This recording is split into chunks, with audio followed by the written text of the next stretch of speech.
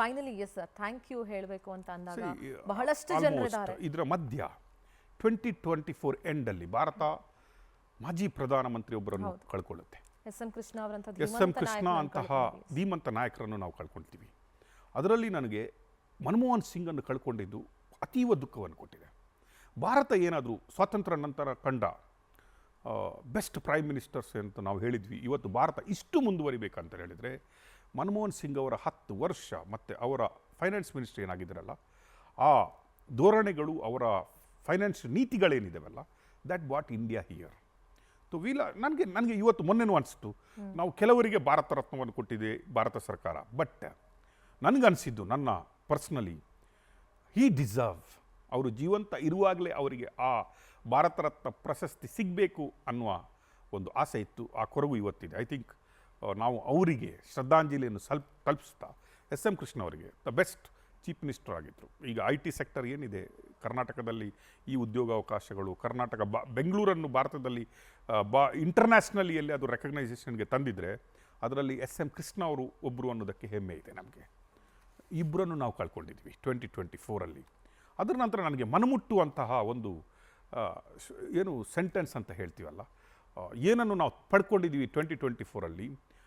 ನಮ್ಮ SIT head Chandrashekhar ಅವರು ಒಂದು ಲೆಟರ್ ಬರೀತಾರೆ ಅವರ ಸಿಬ್ಬಂದಿಗಳಿಗೆ. ಅದರಲ್ಲೊಂದು ಅವರೊಂದು ಸೆಂಟೆನ್ಸನ್ನು ಬರೀತಾರೆ, ಹಂದಿ ಒಟ್ಟಿಗೆ ಸೆಣಸಾಡುವುದಕ್ಕಿಂತ ಗಂಧದೊಟ್ಟಿಗೆ ಕೆಸರೊಟ್ಟಿಗೆ ಎರಚಾಡೋದು ಒಳ್ಳೆಯದು ಅಂತ ಬರ್ನಾಡ್ ಶಾ ಬರೆದಂತಹ ಒಂದು ಕೋಟನ್ನು ಅವರು ಮೆನ್ಷನ್ ಮಾಡ್ತಾರೆ. That's a touching moment of my life.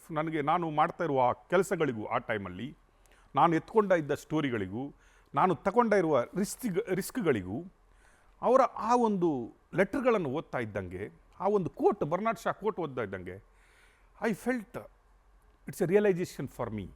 ನಾನು ಯಾರೊಟ್ಟಿಗೆ ಹೋರಾಡ್ತಾ ಇದ್ದೀನಿ, ಹಂದಿಯೊಟ್ಟಿಗೋ ಕೆಸರೊಟ್ಟಿಗೋ ಅಲ್ಲ, ಗಂಧದೊಟ್ಟಿಗೋ, ಯಾವುದು ಲೇಸು ಅನ್ನೋ ಸ್ಥಿತಿಯಲ್ಲಿ, that's the best thing which is touched me in 2024. I think 2025 ಅದು ನನಗೆ ಹೆಲ್ಪ್ಫುಲ್ ಆಗುತ್ತೆ ಅನ್ನುವ ಭಾವನೆ ನನಗಿದೆ. ಆ್ಯಂಡ್ ಥ್ಯಾಂಕ್ಸ್ ಗಿವಿಂಗ್ ಅಂತ ಹೇಳಿದ್ರೆ, I need to thank everybody. The first thanks to Power family who stood with me 6 years.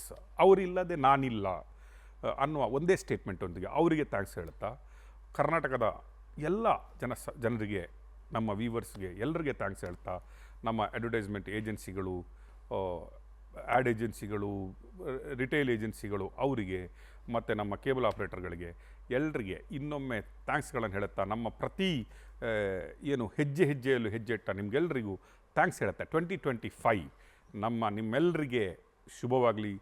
ನಾವು ದೇಶದ ಸೇವೆ ಮಾಡುವ ಭಾಗ್ಯ ನಮಗೆ ಬರಲಿ, ಜನರ ಸೇವೆ ಮಾಡುವ ಭಾಗ್ಯ ನಮಗೆ ಬರಲಿ ಅಂತ ಕೇಳುತ್ತಾ, 2025ಗೆ ನಿಮ್ಗೆಲ್ರಿಗೆ ಶುಭ ಆಗುತ್ತೆ ಎನ್ನುವ ಆಸೆಯೊಂದಿಗೆ, ಅದರೊಟ್ಟಿಗೆ Power family, you know that we are in celebration ಅಂತ ನಾನು ನಿಮ್ಗೆ ಹೇಳಿದ್ದೀನಿ. ಈ ಪವರ್ ಫ್ಯಾಮಿಲಿಯ ಏಳಿಗೆ ಇದೆ ಅಲ್ವಾ 2025ಅಲ್ಲಿ, we want to see that will be doubled at least. ನಾವು ಇನ್ನೂ ಸೆಲೆಬ್ರೇಷನ್ಗಳನ್ನು ಮಾಡುವ 2025ಅಲ್ಲಿ. I think 25 is always special.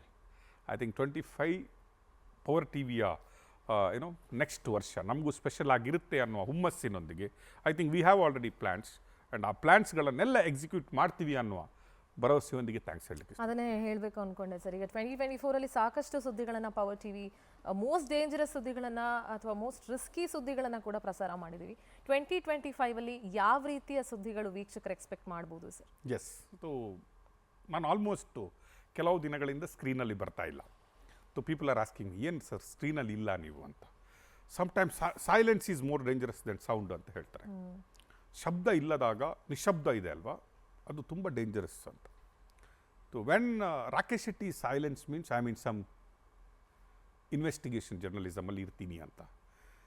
I think ಅದರ ಫಸ್ಟ್ ಝಲಕ್ 2025 ಜಾನ್ವರಿಯಲ್ಲಿ ಕರ್ನಾಟಕದ ಜನತೆಗೆ ಬಿಗ್ಗೆಸ್ಟ್ ಸ್ಟೋರಿಯೊಂದಿಗೆ ಬರ್ತೀವಿ. ನಾವು ಉಣಬಡಿಸ್ತೀವಿ. The real power of journalism 2025 ಜನವರಿಯಲ್ಲೇ ಜನಗಳಿಗೆ ಕೊಡ್ತೀವಿ ನಾವು ಅನ್ನುವ ವಾಗ್ದಾನದೊಂದಿಗೆ again I want to thank them and wish them 2025. So thank you so much. ಯಾಕೆಂದರೆ power T V is so special. ಯಾಕೆಂದರೆ ಇಲ್ಲಿ ಎಲ್ಲ ಒಂದು ಸಿಬ್ಬಂದಿ ಅನ್ನೋದಕ್ಕಿಂತವೂ ಒಂದು ಕುಟುಂಬದ ರೀತಿ ನಾವೆಲ್ಲರೂ ಕೂಡ ಇದ್ದೀವಿ. ಸೊ ಅದು ಬಹಳ ಸ್ಪೆಷಲ್ ಅನಿಸುತ್ತೆ. ಯಾವುದೇ ಒಂದು ವರ್ಕ್ ಪ್ಲೇಸ್ನಲ್ಲಿ ಎಕ್ಸ್ಪೆಷಲಿ ಎಲ್ಲರ ಹೊರಗಡೆಯಿಂದ ಮನೆ ಬಿಟ್ಟು ದೂರದಿಂದ ಬರ್ತಾರೆ ಇಲ್ಲಿಗೆ ಕೆಲಸ ಮಾಡಲಿಕ್ಕೆ, ಪಿ ಜಿಗಳಲ್ಲಿ ಉಳ್ಕೊಂಡು ಕೆಲಸ ಮಾಡುವಂಥವ್ರು. ಸೊ ಅವರೆಲ್ಲರೂ ಒಂದು ಫ್ಯಾಮಿಲಿ ಅಟ್ಮಾಸ್ಫಿಯರ್ ಈ ಕಂಪನಿ ಕ್ರಿಯೇಟ್ ಮಾಡಿಕೊಟ್ಟಿದೆ ಅಂತ ಹೇಳಿದ್ರೆ ಕೂಡ ತಪ್ಪಾಗೋದಿಲ್ಲ. ಆ್ಯಂಡ್ ನೀವು ಹೇಳ್ದಂಗೆ ಬಹಳಷ್ಟು ಸೆಲೆಬ್ರೇಷನ್ ಮಾಡಿದ್ವಿ, ಬಹಳಷ್ಟು ರಿಸ್ಕ್ಗಳನ್ನು ಪವರ್ ಟಿ ವಿ ತೆಗೆದುಕೊಂಡಿದೆ. ಅದು ಎಲ್ಲದಕ್ಕೂ ಕೂಡ ಜನ ಸಪೋರ್ಟ್ ಮಾಡಿದ್ದಾರೆ. ಎಲ್ಲ ರಿಸ್ಕ್ ತೊಗೊಂಡಂಥ ಸಂದರ್ಭದಲ್ಲೂ ಕೂಡ ಕರ್ನಾಟಕದ ಜನ ನಿಂತ್ಕೊಂಡಿದ್ದಾರೆ, ಕೇಬಲ್ ಆಪರೇಟರ್ಸ್ಗಳು ನಮ್ಮ ಜೊತೆ ನಿಂತ್ಕೊಂಡಿದ್ದಾರೆ.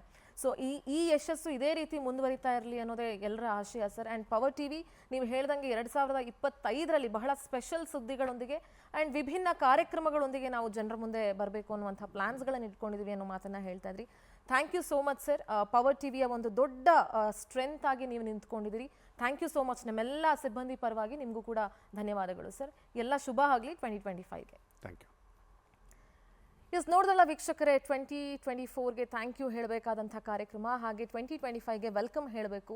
ಸೊ 2024 ವೀಕ್ಷಕರು ಎಲ್ಲರೂ ಕೂಡ ದೊಡ್ಡ ಶಕ್ತಿಯಾಗಿ ನಮ್ಮ ಜೊತೆಗೆ ನಿಂತ್ಕೊಂಡಿದ್ದೀರಿ. ನಿಮ್ಮ ಈ ಪ್ರೀತಿ, ವಿಶ್ವಾಸ, ಹಾರೈಕೆ ಜೊತೆಗೆ ಮಾರ್ಗದರ್ಶನ ಸದಾಕಾಲ ಪವರ್ ಟಿವಿಯ ಜೊತೆಗಿರಲಿ.